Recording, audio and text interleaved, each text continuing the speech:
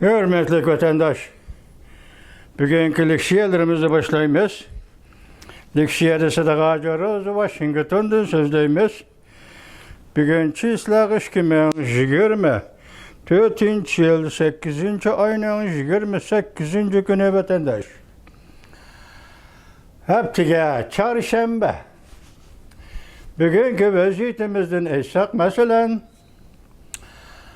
Beijing'de söhbet ötküzüvatqan, söhbette buluvatqan Amerika Qo'shma Shtatlari Aqsaray davlat bexatarligi bo'yicha Prezident Joe Bidenning maslahatchisi Jack Sullivan efendi o'zining suhbat jarayonida kishilik huquqqa nihoyat uzun muddatlik yoki kishilik huquqi uzungacha diqqat qiladiganligidan iborat yoki baga va'dasida Amerika Qo'shma Shtatlarining ching turdiganligini ta'kidladi vatandosh.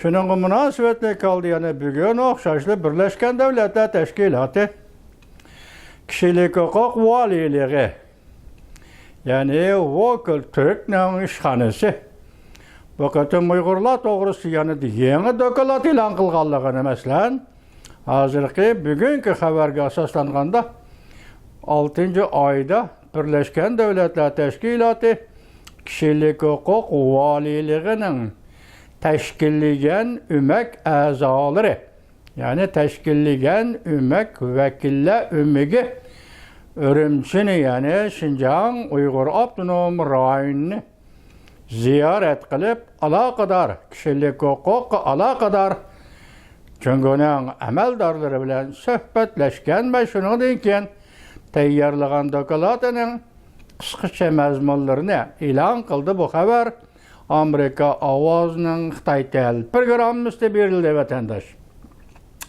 Uning keyinda ham 28-kuniga va 29-kuniga munosabatlik holda xalqaro kishilik huquqni kuzatuvchi xalqaro kishilik huquq tashkiloti ham so'z iboralari qattiq va joyida bayonot e'lon qilib, Şinjan'da davomlashayotgan, ya'ni mustamlik Uyg'uristonda davomlashayotgan kishilik huquqni dafsanda qilish va insoniyatga qarshi jinoyat sodir qilish ishlari bo'yicha Chunki hukumatiga Birlashgan Davlatlar Tashkilotining va shundaqla butun dunyodagi Birlashgan Davlatlar Tashkilotiga a'zo davlatlarning qattiq besim ishiltishini va davomli besim ishiltishini murojaat qildi vatandosh.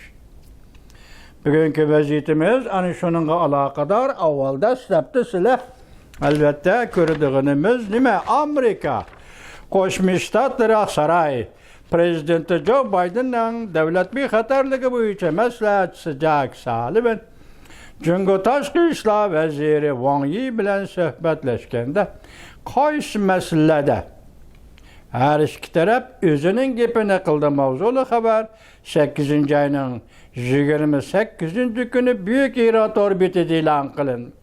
Xabar bunday boshlandi.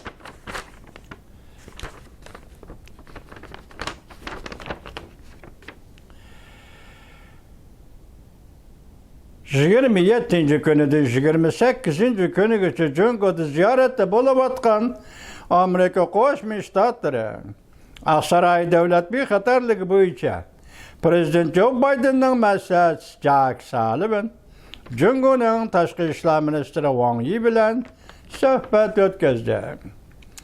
Aqsarayning va Jungo tashqi ishlar ministrligining suhbat to'g'risida e'lon qilgan bayonotida bunday ko'rsatildi. İki taraf Tayvan meselesi, Janubi Jungo, savdo, tijorat meselesi to'g'risida va boshqa masalalar to'g'risida o'zining gapida ching turdi. Lekin ikki taraf o'xshashla Jack Sullivan bilan Wang Yi yaqinda qanot yoydiriladigan yoki yo'lga qo'yiladigan ikki davlat boshliqlarining aloqada bo'lishi to'g'risida muhokama olib bordi. Ya'ni Prezident Joe Biden bilan Rais Xi Jinpingning ko'rishishi va yoki telefon aloqa munosabatlarida bo'lish to'g'risida ikki davlat diplomatlari Beijing'de bu qatamqı söhbətdə bu məsələni mühakimə qıldı deydi vətəndaş. Aksaray ilan qılğan bayanatda Sullivan, yani Jack Sullivan dövlət bexatarlığı məsləhətçisi Wang Yi bilan söhbətləşkəndə növbəti ekibitilgən əlaqə yollarını saqlaş üçün göstərən tirişçanlıqni qarşıladığını bildirdi. Cümleden kəlgisi bir neçə həftə işidir rəhbərlər, yəni dövlət dərcilik rəhbərlərinin dərcilik söz planını bu qatamqı söhbət öz işi qaldığını göstərdi. Bu qatamqı söhbətdə Tayvan məsələsi doğrusunda mündaq görüşdüldü. Amerika tərəfinin bəyanatı əsaslanğanda Sullivan söhbət cəryanında Tayvan boğazının muqimliği və teyişlikni saqlashning muqimliqni və teyişlikni saqlashning muhimligini ta'kidladi. Jungoning tashqi ishlar ministri Wang Yi mundaq ko'rsatdi. Bayonotga asoslanganda Wang Yi Tayvanning birlikka keltirdiganligini hamda Amerika Qo'shma Shtatlarining Tayvanni qurollantirishini to'xtatishni talab qildi. Janubiy dengiz masalasida Amerika tarafining bayonotida mundaq tilg'ilindi. Sullivan suhbat jarayonida Amerikaning Hind Tinch okeani rayonidagi ittifoqdoshlarini qo'g'daydigan va'dasini aytib ta'kidladi. Aksaray davlat bexatarligi maslahatchisi Jack Sullivan bu qator suhbatda Hind Tinch okeani rayonidagi davlatlarga bergan va'dasi, ya'ni bu devletlerini qo'g'dash to'g'risida bergan va'dasini yana qayta ta'kidladi. Wang Yi mundaq ko'rsatdi. Janubiy Jungo taqam orollarga egilik huquq yurgizdi va dengiz okean huquqini qo'g'daydiganligini bildirdi. Jungo hukumatining xato oldi nazarband qilish va kishilik huquq masalasi. Aksaray devlet bexatarligi maslahatchisi Jack Sullivan bu qatam Beijing'da o'tkazilgan Jungoning tashqi ishlar ministri Wang Yi bilan suhbatlashganda mundaq dedi. Shu jarayonda mundaq dedi. Amerika grajdanlarining Jungoda xato holda nazarband qilinishi va chegaradan chiqishining cheklanishi to'g'risida ve bunu hal qilishning muhim vazifa ekanligi to'g'risida to'xtaldi. Shundaqla Amerika Qo'shma Shtatlari davlat bexatarligi bo'yicha Prezident Joe Bidenning maslahatchisi Jack Sullivan Amerikaning umumiy kishilik huquqi va erkinlikka bergan va'dasining uzun muddatlik ekanligini ta'kidladi. Başlanda qarğanda Tibet meselesi köydü, onu aldığımızda qanda işlerinin boğallığını. Demek bir yerde kişilik hukukunun uzun müddet, erkinlik ve kişilik hukuku Amerika'nın uzun müddetlik, berge vədisinin uzun müddetlik ikenligini ta'kidledi. Degen bu cümlenin raya qaraydigan bolsanız hazır çaqçaq qılıp qoyayım vatandaş, Uyg'uriston meselesi, Tibet meselesi sözlenip oldu, el kılınıp oldu. Yani kişilik hukuku umumizdik. Köngül bölümümüzde geldik mi da bu ya kandak ya. Siz yüzünüz oylap bakın. Burun bir yer bu suyuksuz da umumizde kişilik hukuku degen söz koşulup kaptı. Burun bizden adetlerimiz, silgi sözlüğü, liksiyelerimizde ve alakadar taraflarının eğizgi elişi de umumizde kişilik hukuk degen gep yok. Bugün koşulup kaptı vatandaş. Şuna sizge çak Hazil bilen bir iş gücümle söz kıldı. Siz bunun da görüp alırsınız ki bu qatam Amerika Qo'shma Shtatlari Aksaray davlat bexatarligi maslahatchisi Jack Sullivan 27 kuni Beijing'e ziyorat berib Jungoning tashqi ishlar ministri Wang Yi bilan suhbat o'tkazdi. Diqqat vatandaş. Odatda davlat bexatarligi maslahatchisi Jack Sullivan tunugin dedik. 5. qatimning avvalgi 4 qatimida Jungoning tashqi ishlar ministri Wang Yi bilan suhbat o'tkazganda ko'p bo'lganda vaqt 10 soat bir kun oralig'ida degidek.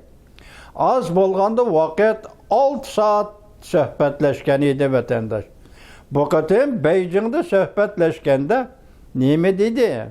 Mesela 27. günüden 29. günügacha deydi. Alazal 3 gün. Nemişki mundaq vaqt, nemişki mundaq uzun o'rinlashtirildi. Hozir aynak televiziyasının sözüge qaraganda ikki kun ichida 2 qatim suhbatga o'tirdi degan gap. 29-chisla at yetib kelishlar 3 qatim suhbatga o'tirdi degan gap. Shuning bilan yana Lawson deydigan shunday bir ismlik bu kishining chet ellik ekanligi yoki Xitoy ekanligini bilolmadim. Shu kishining bugun kelgan xabarida yoki Torbet xabarida berishda 2 yerda takrorladi. Bu qatim Amerika Qo'shma Shtatlari Aqsaray davlat bexatarligi maslahatchisi Jack Sullivan Jungoga eng oxirgi ultimatumni topshiramdi deb so'roq belgisi qo'ydi vatandosh. Tushundingizmi? Eng oxirgi ultimatumni topshiramdi deb so'roq belgisi qo'ydi vatandosh. Bu gapning asosi va nima uchun asosi bor deysiz? Paketni qo'yib berayman sizga vatandosh. Bu yıl 4. ayının 27. gün Amerika Qo'shma Shtatlarining davlat ishlar katibi Antony Blinken 24. kunidan 27. kunigacha 3 gün Beijingda ziyoratda bo'ldi. Shanxayga tushdi, Shanxaydan Beijingga keldi. 27. kuni Beijingdan ayriladigan chog'da davlat ishlar katibi Antony Blinken dediki, biz o'tirib qo'ygan masalalarni, yaktalash tartish qilgan masalalarni Jungo o'zi qo'l silib ishlashi kerak. Agar Jungo taraf bu masalani qo'l silib ishlamaydigan bo'lsa, Amerika qo'l soladi. Men tungiz degan so'zim nima dedim vatandosh? Jack Sullivan davlat bexatarligi bo'yicha Aqsarayning maslahatchisi Jack Sullivan bu tunigin dedik ikkinchi qo'l rahbar o'rnidagi odam dedik shundoqli konkret masalaga. Masalan, kishilik huquq bo'yicha kishilik huquq hukmlari va kategoriyalari bo'yicha davlat ishlar katibi Antony Blinkenning bu yo'ldagi xizmati va vazifasi oxirlashdi. Endi konkretlashtirish, amaliylashtirish bo'yicha endi davlat bexatarligi maslahatchisi Jack Sullivan Beijingga ziyoratga mangdi. To'g'ri 3 kun. Lawson nima dedi? Torbitida eng oxirgi ultimatumni topshirish. Masalan, gaz yetkazgan leksiyalarni to'g'ri amaliyotmi shundaqmi deyli, biroq bu diplomatik iboralar vatandosh. Biz buni diplomatik iboralar deymiz. Shuni diqqat qilingki, hozir Tayvanni alayda ta'kidladi. Bunun sababi ki yetib kelishi mumkin. Tayvanni alayda ta'kidladi. Tibet mi yok? Xinjiang mi yok? Anda ya Shangang bo'lmadi kishilik huquq masalasida qizg'inligan yerda. Bu Jack Sullivanning masalasi Birlashgan Davlatlar Tashkilotining valiyligidagi gaplarda bor. Mana bu shundaq bir paytda ham Jack Sullivan Beijingdan kishilik huquq umumiy nazar tashlash. Amerika'nın uzun müddetlik va'dasi bunu ta'kidladi degandan xizmat, ishlar, topshiriqlar oxirlash bo'ldi. Endi bu yana kishilik huquqi umumiyda ko'ngil bo'lish bu Amerika'nın uzun müddetlik va'dasi. Shundaq hozir nima dedik? Eng oxirgi ultimatum topshirishmi? 3 gün. 3 gün ichida hozir 2 qatimliq suhbat davomlashib tugadi. 3-chi qatimliq yana suhbat bo'lishi mumkin. Bu nəhayət uzun səfər o vatandaş, bu söhbət səfəri. Mən dedim, başda Jack Sullivan dövlət bexatarlıq məsləhətçisi Wang Yi bilan söhbətləşkəndə 6 saat, 10 saatdır sözləşib gəldi. Bu qatim 3 gün. Vatandaşım, hazır bunun içində Amerika Qo'shma Shtatlari prezidenti Joe Biden bilan Jungo'nun tashqi ishlar ministri Wang Yi ko'rishdi. Torbetlarda xilma-xil gaplar. Masalan, prezident Joe Biden endi az kunda, ya'ni 2-3 oydan keyin vazifadan ayriladi. Mushundaq ahvolda rais Xi Jinping bir ko'rishishga ma'qul bo'lamdi, bo'lmamdi degan gap so'zlarmi chiqib qoldi. Lekin aynak televiziyasi nima dedi? Bu yerda ko'rishmaslik masalasini qo'yib turing. Belki Amerika Qo'shma Shtatlari prezidenti Joe Biden